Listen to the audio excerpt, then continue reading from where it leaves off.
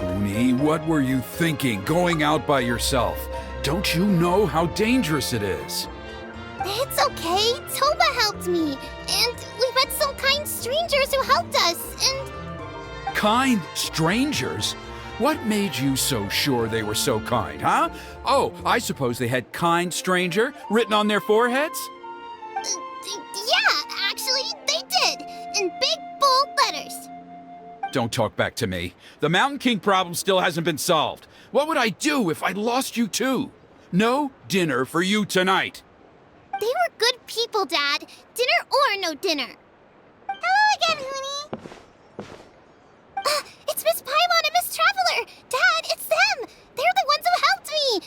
And I promised we'd take care of them if they came to visit. Oh, so you're the kind strangers. Well, I'm Trinidad. Apparently, you helped my daughter today, so if there's anything you need, just ask.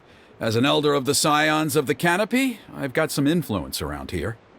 Now, I trust that you're sensible people who know better than to take advantage of their host's generosity.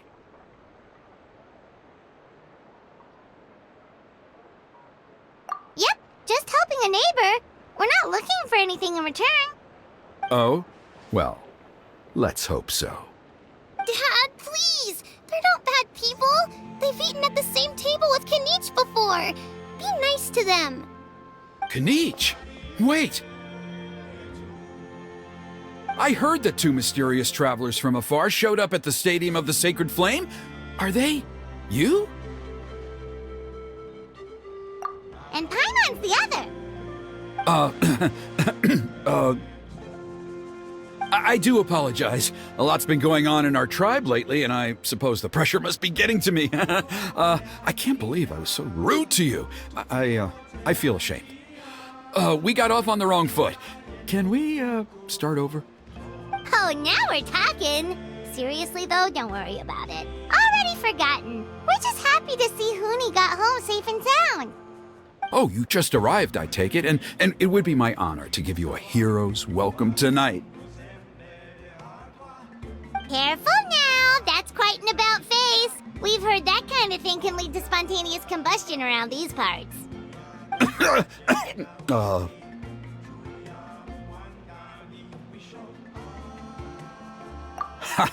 My dear traveler, you are very perceptive indeed. Go inside now, Huni. Dad's got some important business to discuss. Okay, look after Miss Traveler and Miss Paimon. They're very special guests. Well, we'll hear you out, but we can't make any promises that we'll be able to help. Well, this is a matter of utmost importance. Please, allow me to explain. For many years, our tribe has celebrated the Turnfire Night. It is a traditional ceremony among the Scions of the Canopy in which we remember our ancestor, Burkina, and his companion, Kangamato, the Mountain King. Burkina was a hero who bore the ancient name Malipo, and Kangamato was a powerful Yupanqui warrior. Together, they fought against the Abyss. They were victorious, but it came at a great cost. Burkina paid with his life. The Mountain King survived, but was contaminated by the Abyss, and he remains in hibernation to this day. Normally, Yupanqui never live longer than a century. It is possible that the abyssal power is responsible for his unnaturally long lifespan. Oh, that's right. The Mountain King is a living symbol of our glory, but even this glory comes at a price. The abyssal power inside him is highly sensitive, and when it is disturbed, he awakens and flies into a blind rage, attacking anything that moves. So, besides the ceremony, another important part of Turnfire Night each year is cleansing the abyssal power inside the Mountain King so that he will remain sound asleep. However, Abyss-related incidents have been on the rise in that land lately, as I'm sure you're both aware. As a result, it has become increasingly difficult to keep the Mountain King in hibernation. Only 5 months have passed since the last Turnfire night, and he's already showing signs of instability. Has he woken up again? He has. We managed to contain the situation by performing a makeshift ceremony right away, but it was a close call. He could reawaken at any moment. Also, he attacked and wounded my companion, Nana, during the ceremony. She became contaminated by the Abyss as a result, and... We heard. Such a tragedy. We're really sorry for your loss. Yes, and Nana wasn't the first. Anyway, right now we're preparing for an exceptional Turnfire Night ceremony, and we need to find a suitable flame bearer. From what I've heard about your adventures, I believe you would be perfect for the role. Of course. Plus, he's a bona fide hero who inherited the Malipo name. Oh, you mean Kanich? Yes, he's the one. A hero, worth his weight in gold. And unfortunately for us, he's all too aware of that. No prizes for guessing what he said when I asked him to host a Turnfire night outside of the annual schedule. An exceptional ceremony? Oh, I'll have to charge an exceptional price. I swear, no other concept exists in that boy's brain. I'm not the one to usually talk about people behind their backs, but I'm convinced the Wyab got hit on the head and took a wrong turn the day it chose to give that ancient name to him. I mean, have you ever heard of a hero whose mantra is, "What's your asking price?" Oh, and don't get me started on that insufferable Ahau he hangs around with. Thinks he's God's gift to mankind. Pompous fool. Yeah, Paimon has to agree on that last part. Anyway, the fact is, the ceremony can just as easily be done without him as long as we can find someone else. And besides, you two seem like much better candidates. So, what do you think? Wonderful! I can't thank you enough. Huni was right about you. You have kindness in your hearts. Come with me to the other side of the mountain. I'll bring you up to speed on each step of the ceremony. Us experienced warriors, I'm sure you'll pick it up in no time.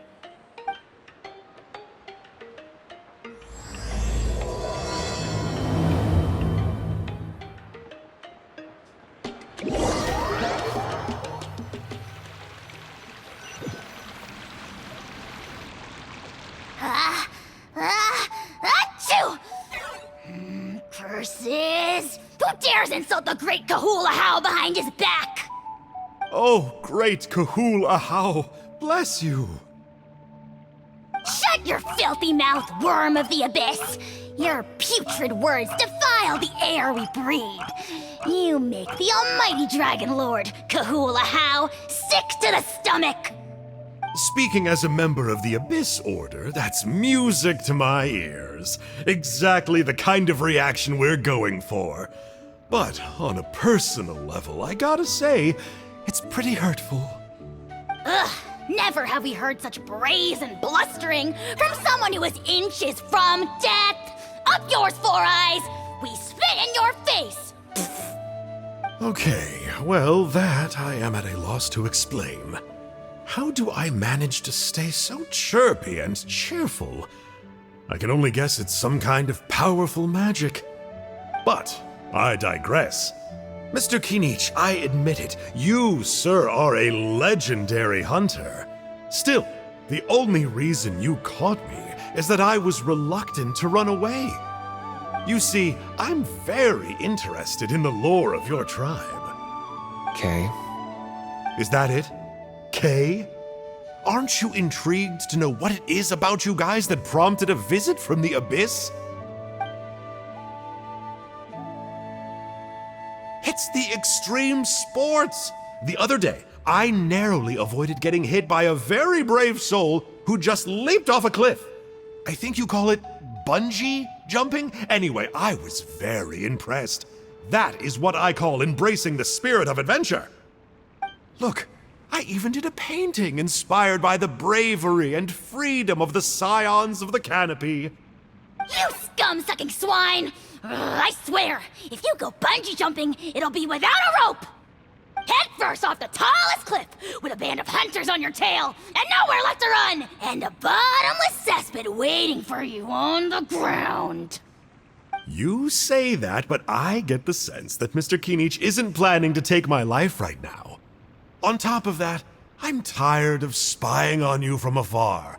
So why don't we just negotiate a comfortable operating distance that works for both of us? I've heard that the most important thing in human relationships is to respect each other's boundaries. What do you say, Mr. Kinich? Or you could tell me what it is you're really after. What?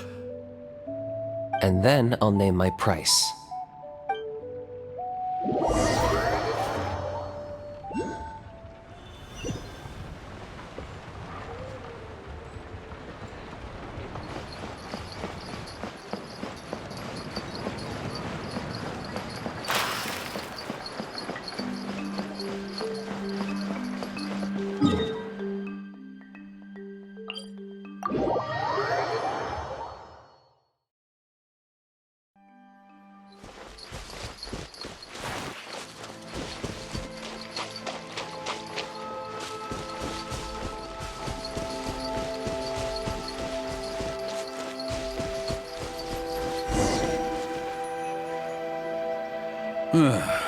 The Abyss contamination is back. No surprises there. No doubt that explains the Mountain King's recent activity. See those torches over there? Those are the Sacred Flame offshoots that we requested from the Stadium of the Sacred Flame. They contain the power of the Pyro Archon. Are you saying that the Sacred Flame and the Turnfire are the same thing? Well, for ceremonial purposes, at least. Sending someone to the Night Kingdom to retrieve the legendary Turnfire isn't exactly an option. More to the point, though, the Sacred Flame is able to burn away abyssal filth, so that's why we use it in the ceremony. Gotcha! So basically, we just need to clean up the filth with the Sacred Flame. Well, that's one part of it, yes, but the complete ceremony is a bit more complicated than that. First, the flame bearer must collect a kindling of the sacred flame from the starting point, then use a grappling hook to fly up into the sky and light each of the sacred flame pillars. Then, they must go down into the canyon, all the way into the cave where the Mountain King slumbers, lighting braziers and the final altar along the way. The most skilled flame bearers can accomplish all of this without touching the ground once. As much as I hate to admit it, Kinich is capable of this. Wow! He can do all that flying without ever falling to the ground? Well, of course Paimon can. It'd be much harder for you guys. Well, don't worry. It's not a requirement of the ceremony. You're allowed to touch the ground. The only thing you're not allowed to do is turn back. The flame bearer must always keep moving forward. You can't skip a pillar, then come back to it after lighting the next one. To do so would be to disrespect our ancestors. So, what actually happens if you do turn back? Surely the fires don't just go out. If you're not careful, you might get burned. What about today then? Does the same rule apply? Oh no, don't worry. Today is just a practice. The order doesn't matter. You just need to take the sacred flame, cleanse the filth, then go light all the braziers. Are you ready? I'll repeat all the key points again. Gather the kindling, cleanse the filth, and light all the braziers. I'll wait for you at the end.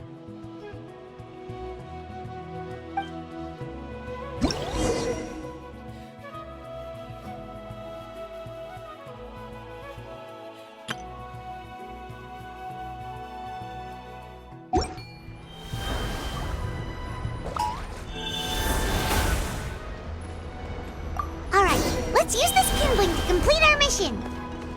There's abyssal filth over there. Let's burn it away with the sacred flame.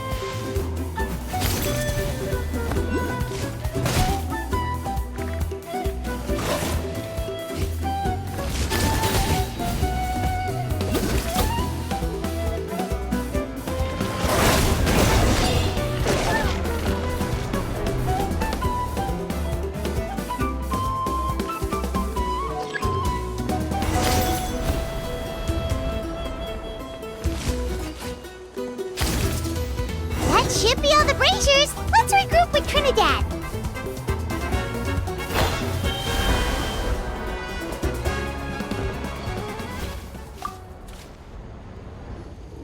I knew I was right about you. You have outperformed all of the other previous candidates.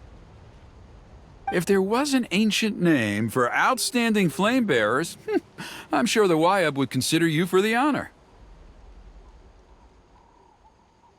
Yeah, although it would probably take Paimon quite a bit longer. All right, now there's still a few days left until the ceremony, and I should probably get back so I can inform the chief and the other elders that I have found the flame bearer we need. Oh, you mean they've still got to sign off on it? Some of them are still hoping we can come to an agreement with Kanich, but that's only because they haven't seen you in action.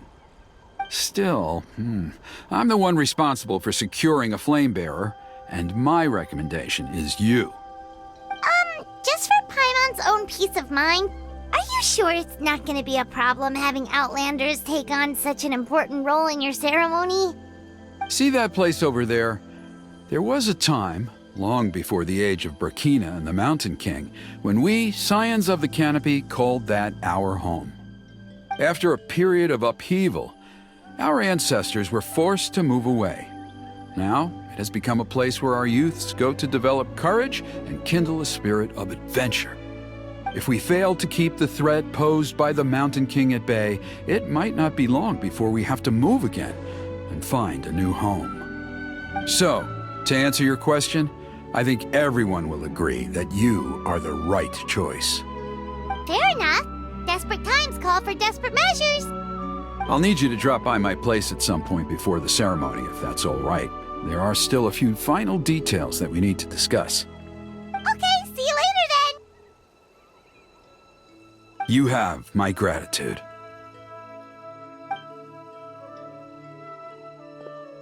We've helped out with a lot of other local festivals before, but this one feels a little different.